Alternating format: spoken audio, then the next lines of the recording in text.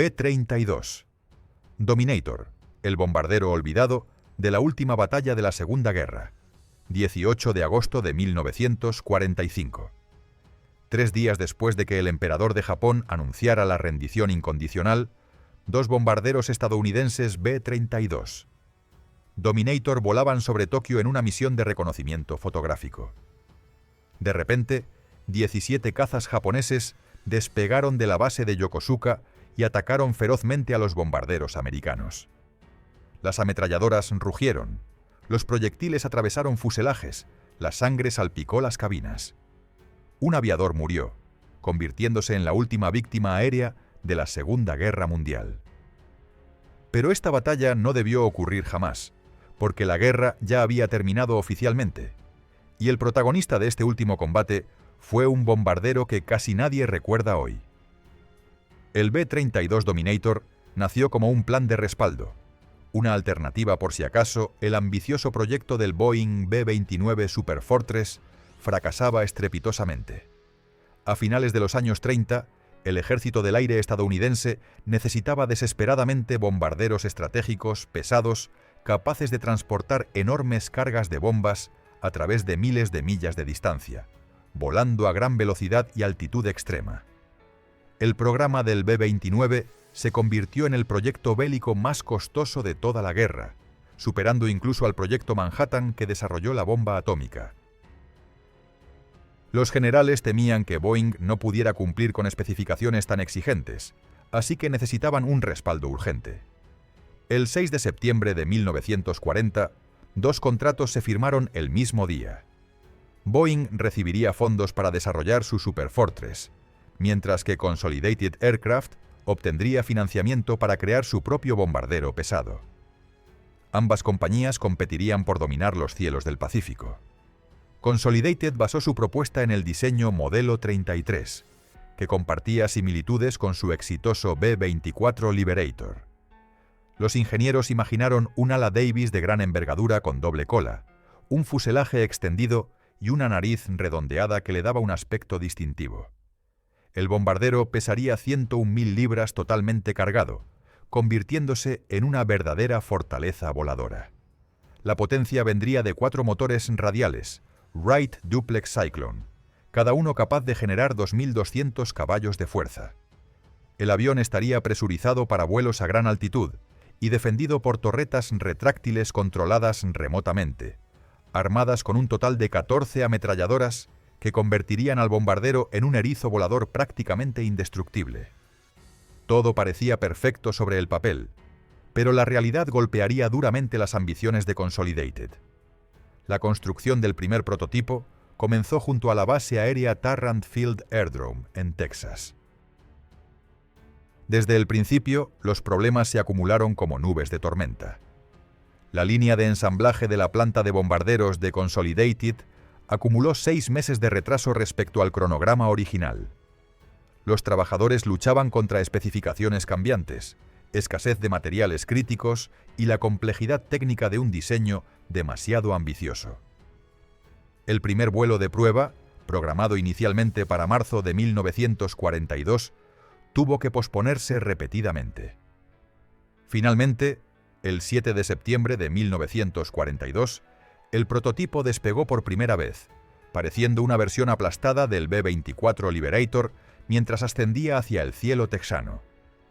Pero las pruebas iniciales revelaron problemas catastróficos que amenazaban con hundir todo el proyecto. El sistema de presurización fallaba constantemente. Las torretas de ametralladoras controladas remotamente se atascaban en momentos críticos, y las puertas del tren de aterrizaje no se cerraban correctamente, creando resistencia aerodinámica y reduciendo drásticamente el alcance del bombardero. Los ingenieros tomaron la decisión drástica de eliminar todas estas características problemáticas del diseño, dejando al avión desprovisto de muchas de sus ventajas tecnológicas prometidas. El modelo continuó exhibiendo fallos recurrentes en el sistema de refrigeración y fugas de aceite que manchaban constantemente el fuselaje. Irónicamente, el Superfortress de Boeing también sufría problemas similares con sus motores, demostrando que el desarrollo de bombarderos pesados superaba los límites de la tecnología disponible en aquella época.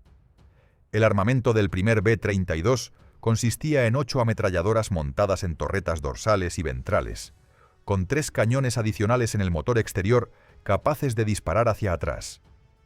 2 ametralladoras más se montaron en las alas laterales de cada hélice, creando un campo de fuego impresionante. Sin embargo, controlar estas torretas requería que los tripulantes usaran miras periscopias, coordinadas por un sistema informático altamente sofisticado para su época. Esta tecnología experimental resultó poco confiable en combate real, añadiendo otra capa de complejidad a un proyecto ya problemático. Después de 30 vuelos de prueba llenos de incidentes menores, la catástrofe finalmente llegó. El 10 de mayo de 1943, el primer prototipo se estrelló durante el despegue, destruyéndose completamente y enviando ondas de pánico a través del programa. ¿Y qué opinas sobre los bombarderos pesados de la Segunda Guerra Mundial? Escribe desde dónde nos ves y qué piensas sobre esto en los comentarios. Si te interesan estos análisis sobre aviación militar histórica, no olvides suscribirte para no perderte los nuevos episodios. Los ingenieros de Consolidated no se rindieron después del desastre. El 2 de julio de 1943, apenas 2 meses después de perder el primer prototipo, el segundo bombardero estaba listo para despegar. Esta vez, el equipo había aprendido de los errores mortales anteriores y realizó modificaciones preliminares antes de arriesgar otro avión valioso. Durante semanas de pruebas exhaustivas, los pilotos sometieron al segundo prototipo a maniobras extremas, vuelos a máxima altitud y simulaciones de combate. Las fuerzas aéreas del ejército observaban cada resultado con escepticismo creciente, hasta que finalmente emitieron su veredicto devastador. El bombardero necesitaba cambios radicales inmediatos. El avión regresó completamente a la mesa de diseño, donde los ingenieros comenzaron una transformación que cambiaría fundamentalmente su propósito original.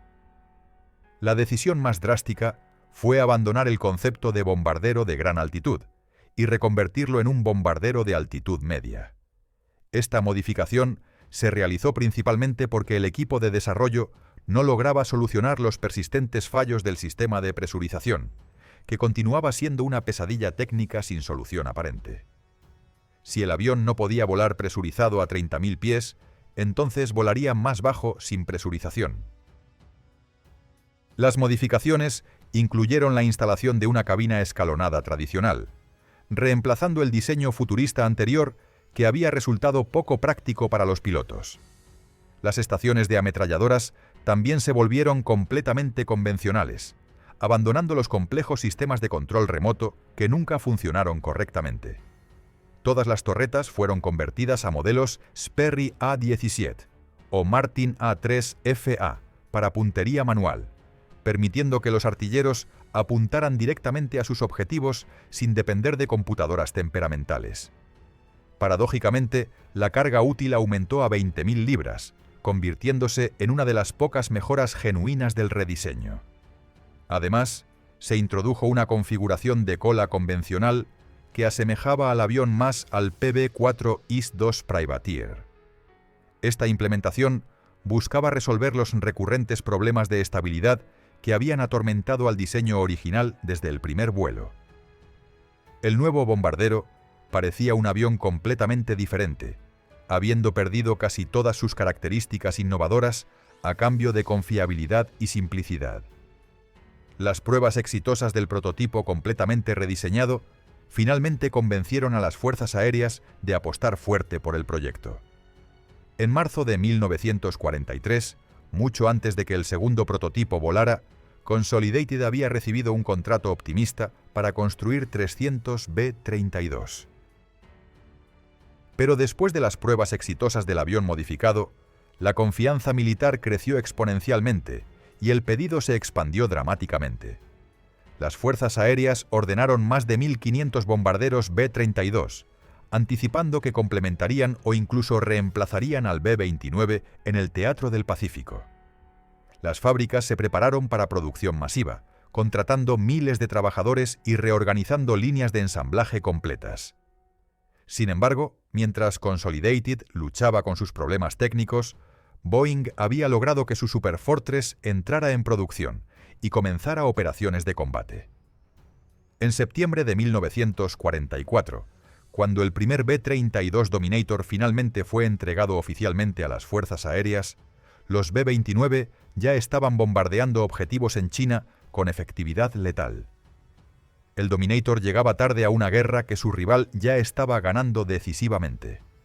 La mala suerte persiguió al primer B-32, operacional desde el momento en que tocó suelo estadounidense. El mismo día de su entrega oficial, durante el aterrizaje de recepción, la rueda delantera del tren de aterrizaje colapsó catastróficamente bajo el peso del bombardero. El avión se desplomó sobre su nariz, dañando gravemente la estructura frontal y destruyendo equipos costosos de navegación y bombardeo. Los observadores militares observaron horrorizados cómo el primer Dominator operacional quedaba inutilizado antes de realizar una sola misión de combate.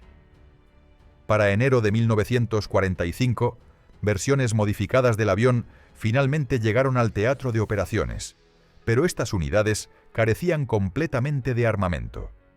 Servían únicamente como entrenadores de tripulación, enseñando a los aviadores a manejar las peculiaridades del bombardero sin arriesgarlos en combate real. Las fuerzas aéreas del ejército finalmente admitieron públicamente lo que todos sabían en privado. Desarrollar el B-32 había sido un plan de seguridad por si el programa del B-29 decepcionaba catastróficamente. Pero el B-29 no decepcionó. Por el contrario, desempeñó un papel combativo extraordinariamente exitoso en la guerra, destruyendo fábricas japonesas, quemando ciudades enteras y eventualmente lanzando las bombas atómicas que terminarían el conflicto. Un plan inicial propuso incluir escuadrones de B-32 en el Pacífico para apoyar a los grupos de B-29, pero este plan colapsó cuando informes revelaron que solamente 5 dominadores estarían listos para desplegarse antes del final de 1944. Para ese momento, el número necesario de Superfortress ya operaba eficientemente, bombardeando Japón con precisión devastadora y haciendo que el Dominator pareciera cada vez más irrelevante en una guerra que avanzaba rápidamente hacia su conclusión. A principios de 1945, las fuerzas aéreas continuaron usando los modelos de producción modificados exclusivamente para entrenar tripulaciones en bases estadounidenses.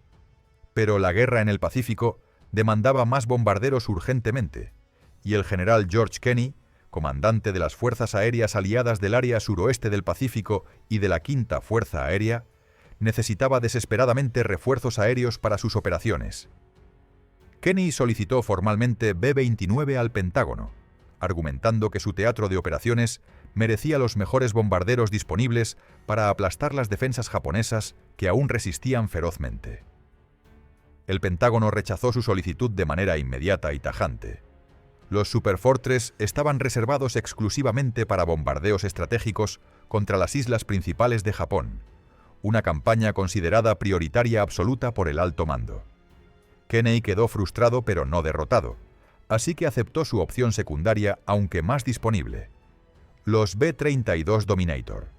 Estos bombarderos habían demostrado ser confiables en entrenamientos recientes, y aunque carecían del prestigio del Superfortress, podían transportar cargas masivas de explosivos sobre objetivos enemigos. Kenney organizó 11 misiones planificadas para probar las capacidades operacionales del bombardero en condiciones de combate real. El general llevó personalmente 3 B-32 consigo hacia el campo Clark en Luzón, Filipinas, que había sido liberado recientemente de la ocupación japonesa. Los aviones llegaron en mayo de 1945, justo cuando las fuerzas estadounidenses consolidaban su control sobre las islas Filipinas. Las pruebas de campo se completaron exitosamente a mediados de junio, demostrando que los bombarderos podían operar efectivamente en el clima tropical húmedo del Pacífico.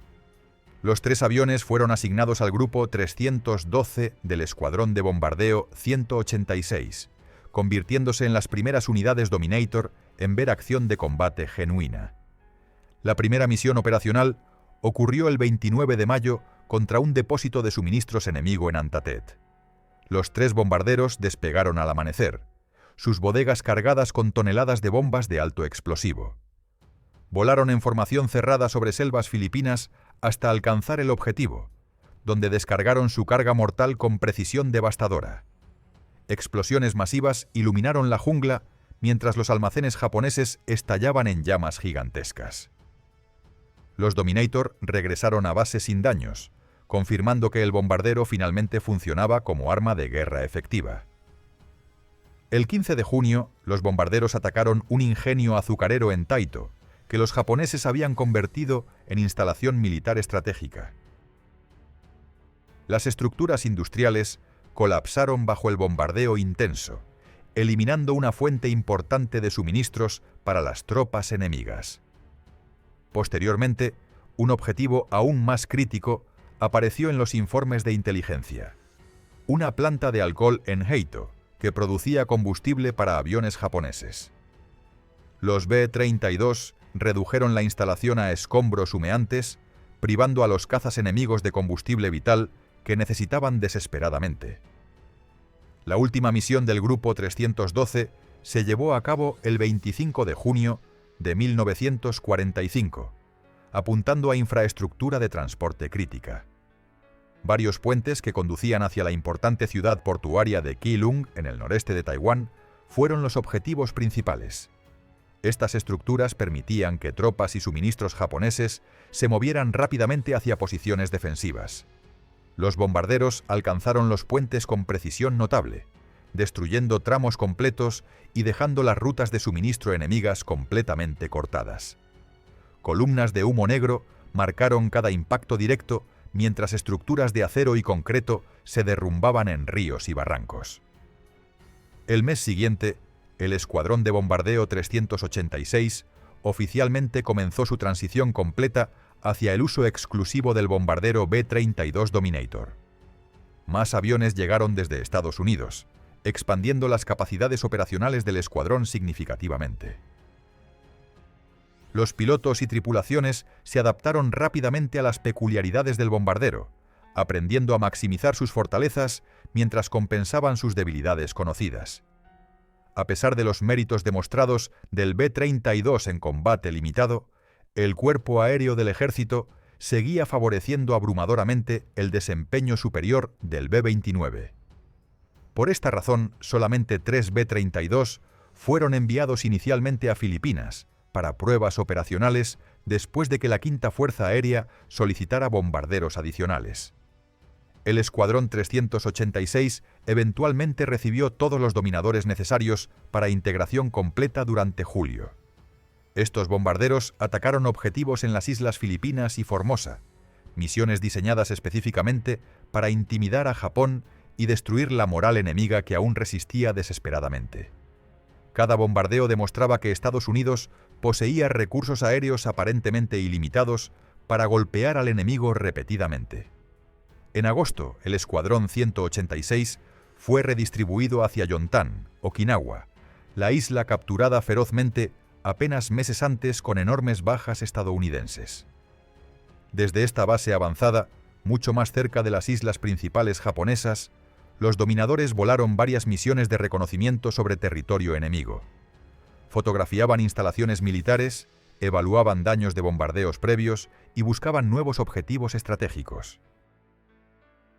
Pero el 15 de agosto por la tarde, todo cambió dramáticamente cuando el emperador japonés anunció por radio su intención de rendirse incondicionalmente a los aliados, ordenando a todas sus fuerzas armadas cesar inmediatamente la resistencia y deponer las armas.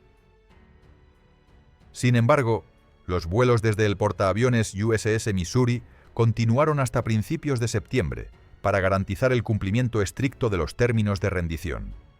Del mismo modo, proporcionaban apoyo crucial a las fuerzas aliadas que debían entrar en Tokio sin encontrar resistencia armada. Los comandantes estadounidenses desconfiaban profundamente de las intenciones japonesas, temiendo que elementos fanáticos del ejército imperial pudieran ignorar las órdenes del emperador y continuar luchando hasta la muerte.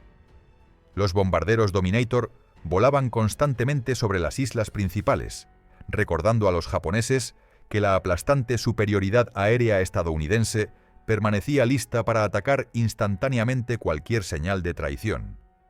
Pero los japoneses en tierra interpretaban estos vuelos estadounidenses como hostiles y amenazadores después de las recientes cicatrices horribles de Hiroshima y Nagasaki.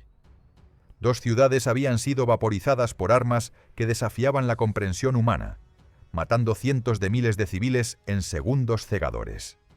Los pilotos japoneses declararon posteriormente que temían genuinamente que Estados Unidos bombardeara Tokio de manera similar, violando flagrantemente su acuerdo de rendición recién firmado.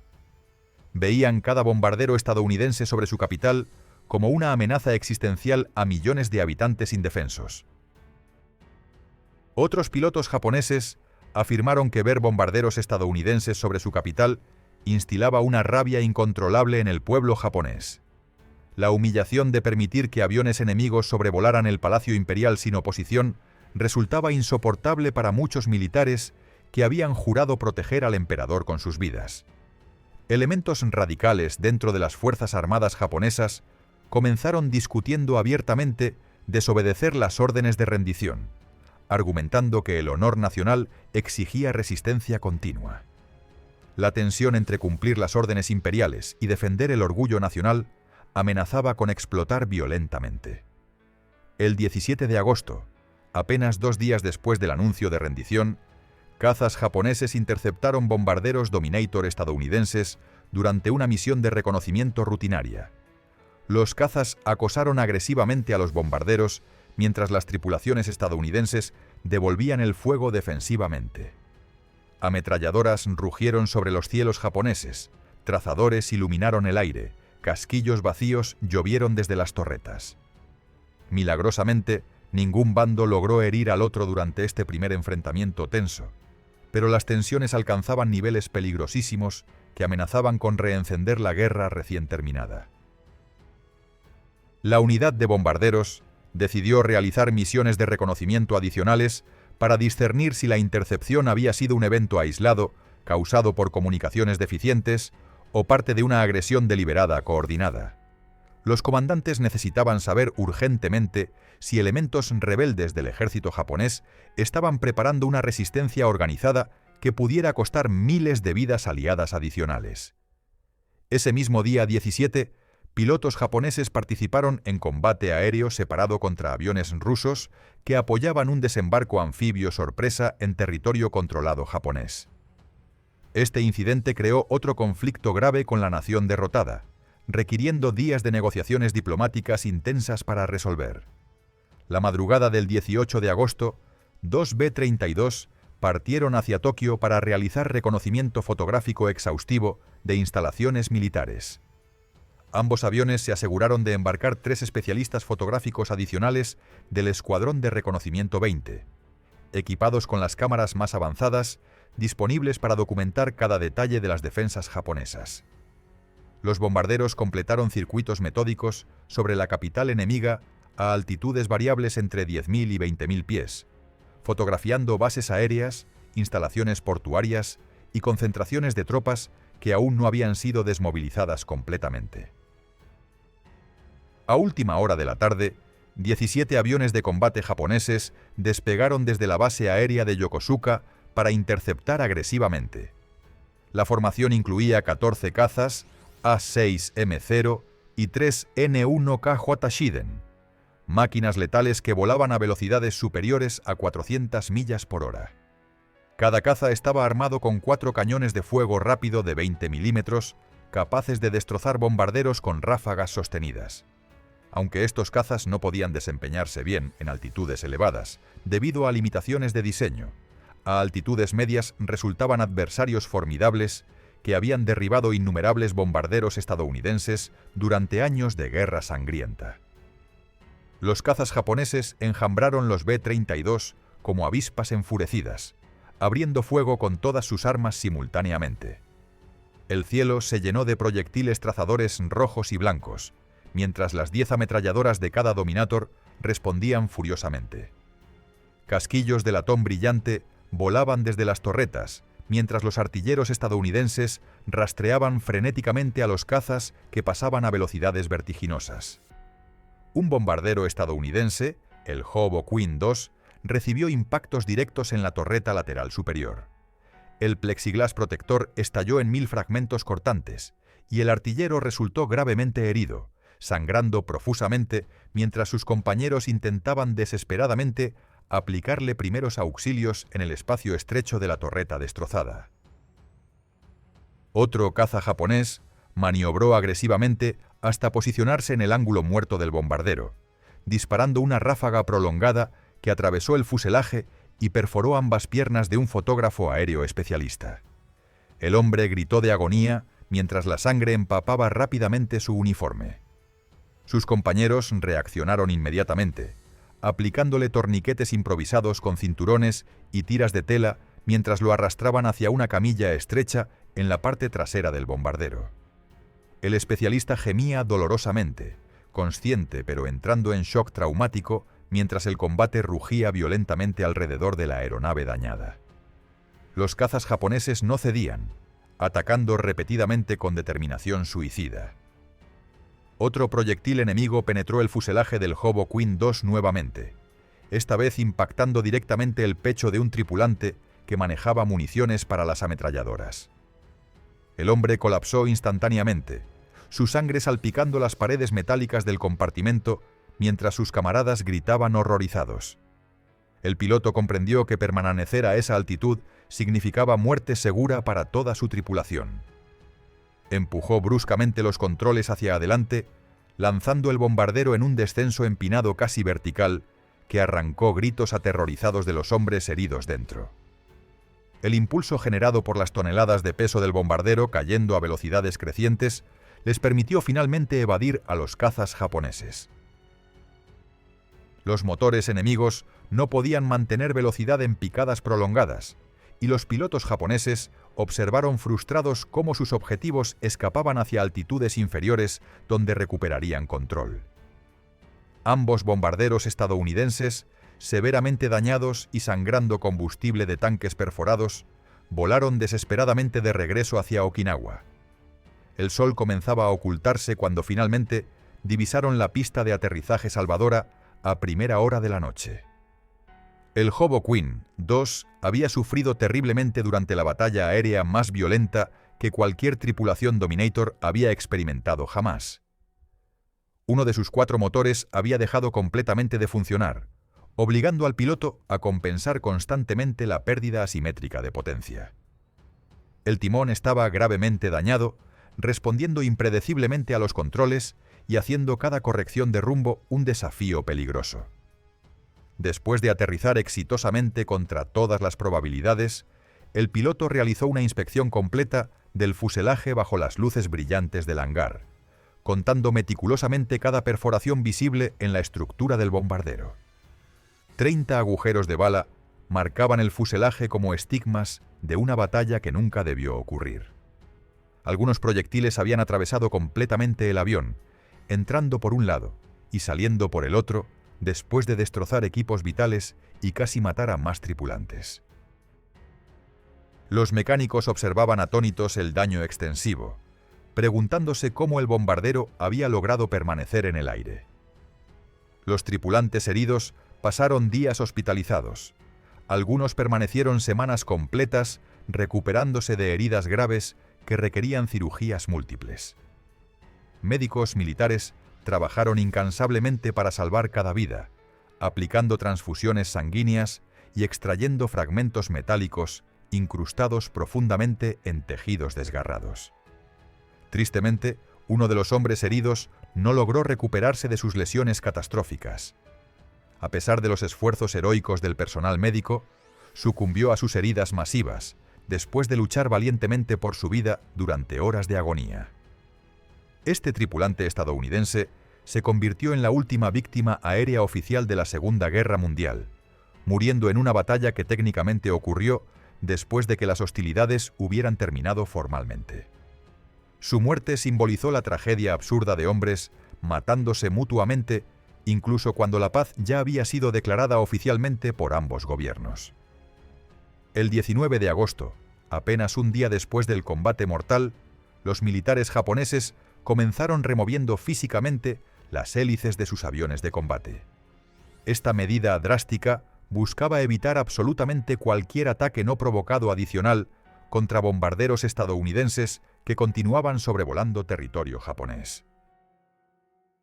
Comandantes japoneses comprendieron que otro incidente similar podría cancelar completamente el acuerdo de rendición y resultar en invasión terrestre masiva que aniquilaría millones de civiles japoneses. Las hélices removidas se almacenaron bajo vigilancia estricta, mientras las fuerzas de ocupación aliadas comenzaban llegando a puertos japoneses. El 8 de septiembre de 1945, menos de un mes después de la rendición japonesa, los contratos gubernamentales para construcción adicional de B-32 fueron rescindidos abruptamente. La producción cesó completamente el mes siguiente, cuando trabajadores recibieron órdenes de abandonar las líneas de ensamblaje inmediatamente.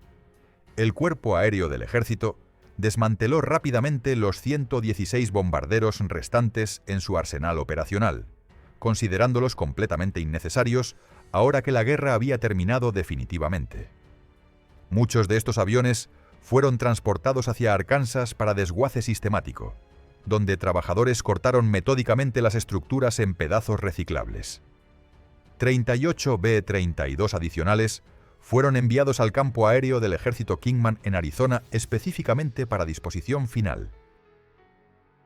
El último bombardero B-32 Dominator fue exhibido temporalmente en la base aérea Davis-Monthan, después del final de la Segunda Guerra Mundial, permaneciendo allí como recordatorio silencioso de un programa plagado de problemas desde su concepción. Sin embargo, incluso este último ejemplar superviviente fue desguazado finalmente en 1949, desapareciendo para siempre, excepto en fotografías descoloridas y memorias desvanecientes de veteranos envejecidos que recordaban la última batalla aérea de una guerra terrible. Si te ha gustado esta historia sobre el bombardero olvidado que protagonizó el último combate aéreo de la Segunda Guerra Mundial, dale me gusta a este video. Escribe en los comentarios desde dónde nos ves y qué opinas sobre esta batalla que ocurrió después de la rendición japonesa. Y no olvides suscribirte al canal para no perderte más historias increíbles de la aviación militar que cambiaron el mundo para siempre.